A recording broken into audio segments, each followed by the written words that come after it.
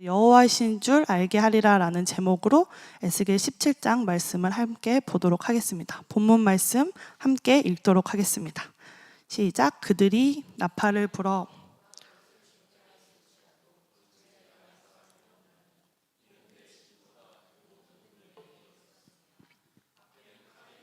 안에는 전명이 기고 있습니다.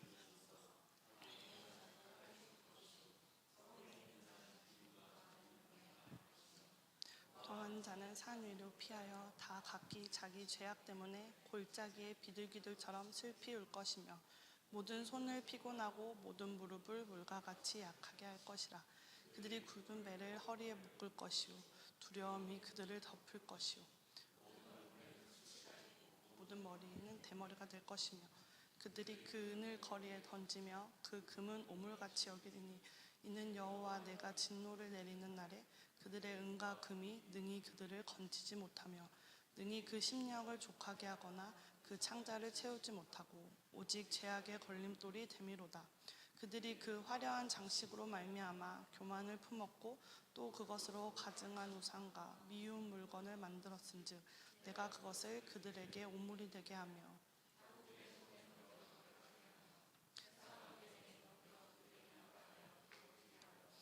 내가 또 내 얼굴을 그들에게서 돌이키리니 그들이 내 은밀한 처소를 더럽히고 포악한 자도 거기 들어와서 더럽히리라. 너는 쇠사슬을 만들라. 이는 피 흘린 죄가 그 땅에 가득하고 포악이 그 성읍에 가득하라.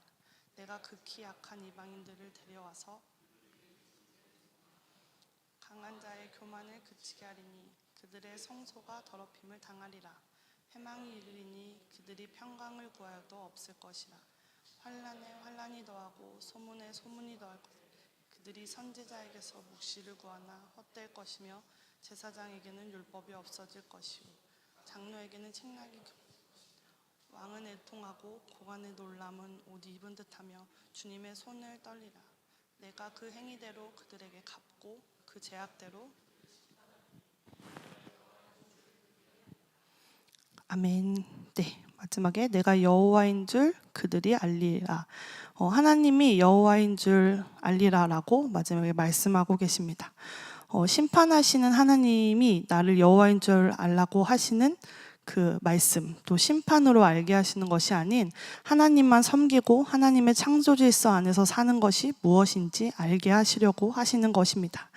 하나님께서는 거룩하시기에 하나님의 자녀인 우리에게 죄짓는 삶이 아닌 하나님의 말씀에 순종함으로 하나님의 약속을 바라보는 삶을 살라고 말씀하고 계십니다.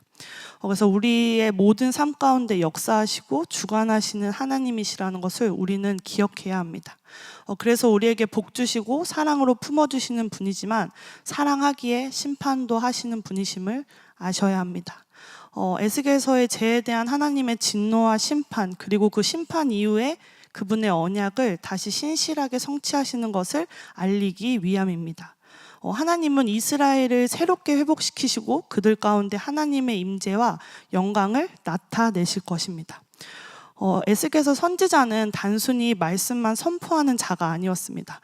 앞에서도 큐티를 통해 우리가 말씀을 보고 설교를 들으면서도 알고 있지만 단순히 말씀만 선포하는 자가 아닌 정말 하나님의 말씀을 살아내는 선지자였습니다. 그의 상징적인 행위들이 하나님의 마음을 나타내고 또 환상을 통해서 하나님의 초월성을 강조하고 있는 모습을 우리는 알 수 있습니다.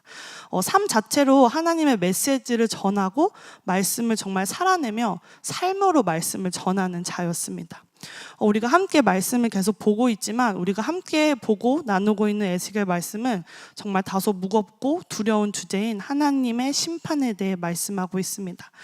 그러나 우리는 이 심판을 두려움의 메시지로만 받아들이는 것이 아니라 에스겔에서 심판은 하나님의 백성을 다시 일으키기 위함임을 기억하셨으면 좋겠습니다.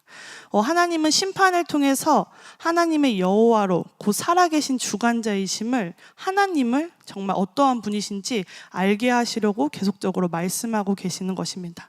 오늘 말씀을 통해 우리는 하나님의 진노와 심판, 그리고 그 속에 숨겨진 하나님의 신실하신 사랑과 회복의 계획을 함께 살펴보기 원합니다.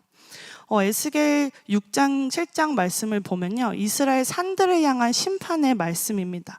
6장을 먼저 살펴보면 하나님은 에스겔에게 이스라엘 산들을 향해 예언하라고 명령하십니다. 산들은 단지 지형을 의미하는 것이 아닙니다. 이스라엘 전체를 상징하며 바알 숭배와 이방신 제단이 세워졌던 곳입니다. 산당과 제단으로 인해 땅이 부정하게 된 것입니다. 그래서 하나님께서 이 땅을 심판해야 하신 이유는 명확해졌습니다. 왜냐하면 하나님의 땅이 아닌 이방 신들을 위한 땅이기 때문입니다. 그래서 하나님보다 우상을 더 섬기기 때문에 이들이 심판받고 하나님이 정말 어떤 분이신지 알아야 되는 것이었습니다. 그들은 바알과 아세라를 섬기고 성소를 더럽히고 하나님을 외면하기까지 했습니다. 하나님은 더 이상 그 부정한 땅에 거하실 수 없었습니다. 그래서 결국 그 땅조차 심판의 대상이 된 것입니다. 거룩하신 하나님은 죄와 공존할 수 없으십니다. 그냥 우리의 삶 가운데서도 우상 숭배의 요소들이 없는지 돌아봐야 합니다. 우상 숭배는 이렇게 신전을 만들고 그곳에서 절하는 것만이 우상 숭배는 아닙니다. 우상 숭배는 하나님보다 사랑하는 모든 것이 우상 숭배임을 우리는 알 수 있습니다. 눈에 보이는 우상뿐 아니라 나의 자아, 물질, 성공, 하나님보다 앞세우고 있는 것, 그것이 있는지 우리는 돌아보고 정말 매일매일 삶 속에서 점검해야 합니다. 그래서 매일매일 말씀을 통해 우리는 듣고 배우고 하나님의 어떠한 분이신지 기억하는 것이 아주 중요합니다. 7장은 끝에 대해서 반복적으로 말하면서 예루살렘의 멸망이 임박했고 멸망의 확실함을 강조하고 있습니다. 오늘 본문 말씀을 보면 심판의 3가지 요소를 이야기하고 있습니다. 요소를 통해서 그 심판의 깊이와 무게가 얼마나 깊고 무거운지를 설명하고 있는 것을 우리는 알 수 있습니다. 첫 번째 요소는 15절의 말씀을 보면 도시와 시골을 표현하고 있으며 침략군의 등장에 대한 요소를 이야기하고 있습니다. 이것은 온 나라가 영향을 받는 것이라는 점을 강조하고 있는데요. 전쟁은 도시와 시골을 가리지 않고 전 이스라엘에 영향을 줄 것임을 이야기하고 있습니다. 백성들은 애도의 표시로 베옷을 입고 머리를 깎았지만 이거는 참된 회개에서 나온 행동이 아닙니다. 이것은 두려움과 절망에 대한 반응이었습니다.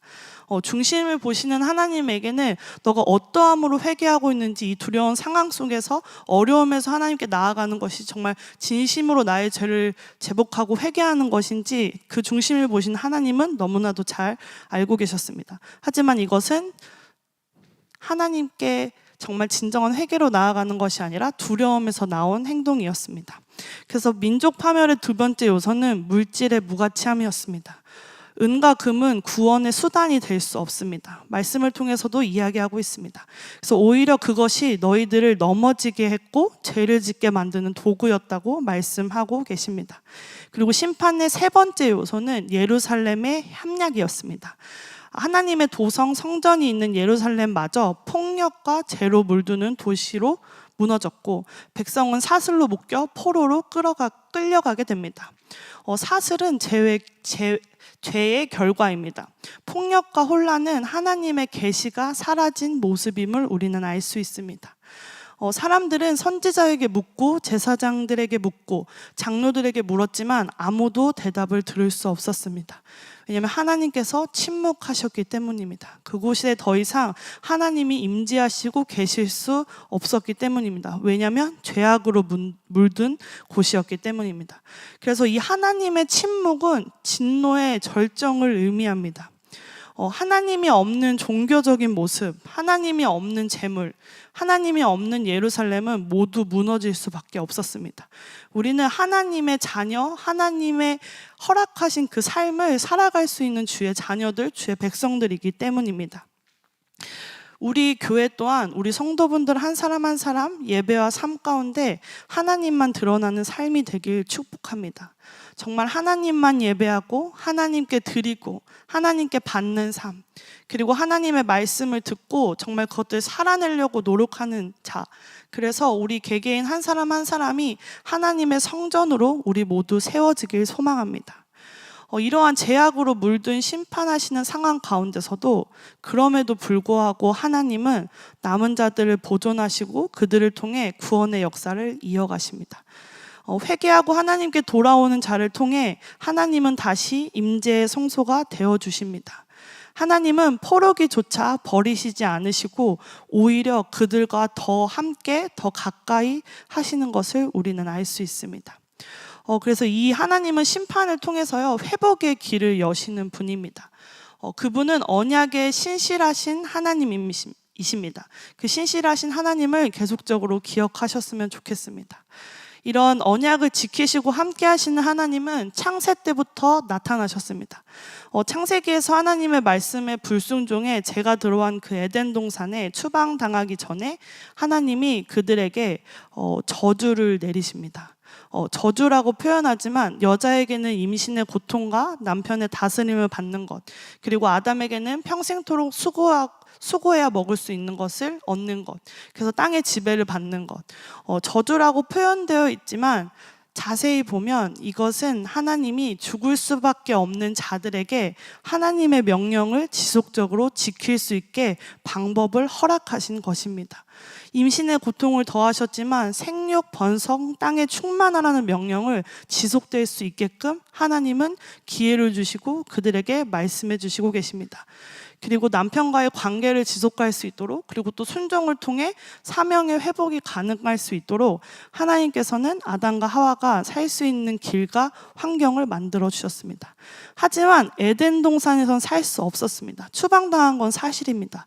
왜냐하면 하나님이 거룩하시기에 죄와 함께 있는 자는 그곳에 있을 수 없기 때문입니다. 하지만 하나님은 그 심판, 저주, 추방 가운데서도 그들이 하나님의 자녀로 살 수 있는 다양한 방법과 삶을 살아낼 수 있는 이야기들을 계속적으로 하고 심지어 계속 함께하고 계시는 분이십니다. 이런 하나님을 기억하셨으면 좋겠습니다. 심판에만 집중하는 것이 아닌 그 외 거룩함으로 하나님과 함께할 수 있는 삶이 무엇인지, 또 하나님의 백성으로 살아갈 수 있도록 함께하시고, 때로는 사랑의 손길로, 때로는 공의의 하나님으로 심판하시고 혼내시지만 그것이 정말 사랑 안에 있음을 우리가 기억하셨으면 좋겠습니다. 우리 에스겔 7장 27절을 함께 읽어보도록 하겠습니다. 짝. 왕은 애통하고 고난은 놀람을 옷입 주민의 손을 떨리리라. 내가 그 행위대로 그들에게 갚고 내가 여호와인 줄 그들이 알리라. 하나님께서 심판하심으로써 백성들이 하나님이 여호와이심을 알게 하신 것을 선포합니다. 하나님이 그들의 악을 따라 보응하시고 죄에 따라 심판하십니다. 그 목적은 단 하나인 그들이 내가 여호와인 줄 알게 하리라입니다. 정말 삶의 주관자이신, 나의 삶을 이끄는 자가 누구인지 그들이, 온 세계가 하나님을 여호와인 줄 알게 하시려고 하신 말씀입니다. 에스겔서에서는 반복적으로 등장하는 말씀입니다. 내가 여호와인 줄 알게 하리라는 선언의 말씀입니다. 하나님의 모든 심판과 회복의 경고와 약속은 단 한 가지의 목적을 향하고 있습니다. 하나님은 참되신 하나님으로 알게 하시는 것이 이것의 궁극적인 목적입니다. 하나님은 다른 신들과 같이 조정당하시는 분이 아니십니다. 형식적으로 예배를 받으시는 분 또한 아니십니다. 정말 진심으로 순종하고 경외해야 할 하나님이십니다. 타락한 성전을 무너뜨려서라도 거룩한 백성을 만드시기 원하시는 분이십니다. 에스겔서를 통해 하나님은 심판하시는 분이시며 회복하시는 분이심을 알 수 있었습니다. 역사의 주관자로서 하나님이 되심을 알게 하시려고 하시는 것입니다. 결국 모든 민족과 열방은 마지막 날 예수 그리스도의 하나님을 참 하나님으로 인정하게 될 것입니다. 우리는 그런 하나님을 섬기고 믿으며 나아가는 하나님의 백성들입니다. 허그인 성도 여러분, 말씀을 정리하기 원합니다. 에스겔서는 단지 이스라엘의 이야기만이 아닙니다. 오늘날 교회와 우리 신앙을 향한 하나님의 경고이자 초청입니다. 죄를 짓는 자에게는 그것이 심판이고 두렵겠지만 하나님과 동행하는 자는 그렇지 않습니다. 하나님과 그 길을 함께 걷는 것입니다. 우리는 그것이 두려움이 아니라 하나님이 오실 날을, 하나님의 나라를 기대함으로 살아가는 저와 여러분이 됐으면 좋겠습니다. 하나님은 단지 죄를 벌하시기 위해 심판하시는 것이 아닙니다. 그 심판을 통해 회개하게 하시고 그 회개가 남은 자들을 통해 하나님의 영광을 회복하고 또 그 백성 삼기 위함, 신실하신 하나님의 언약을 지키기 위하심을 기억하셨으면 좋겠습니다. 그래서 심판은 회복을 위한 도구입니다. 하나님은 당신의 백성을 버리시지 않으시며 정화된 남은 자들을 통해서 다시 일하시고 계십니다. 우리의 삶과 교회, 공동체가 이름만 남는 신앙이 되질 않길 바랍니다. 우리의 삶과 공동체 그리고 교회를 돌아봐야 합니다. 우리는 매일매일 하나님께 어떠함으로 나아가고 있는지, 우리 공동체가 무엇을 바라고 하나님께 나아가고 있는지 살펴봐야 합니다. 하나님은 움직이시고 역사의 주관자이십니다. 하나님은 심판 중에도 회복을 계획하시는 분이십니다. 하나님은 모든 민족과 열방이 결국 여호와가 하나님이심을 알게 하실 분이십니다. 그래서 하나님의 영광이 머무는 자리, 하나님의 뜻을 살아내는 공동체, 그리고 하나님의 이름만 높임받는 삶을 살아내는 저와 여러분이 되길 진심으로 소망합니다.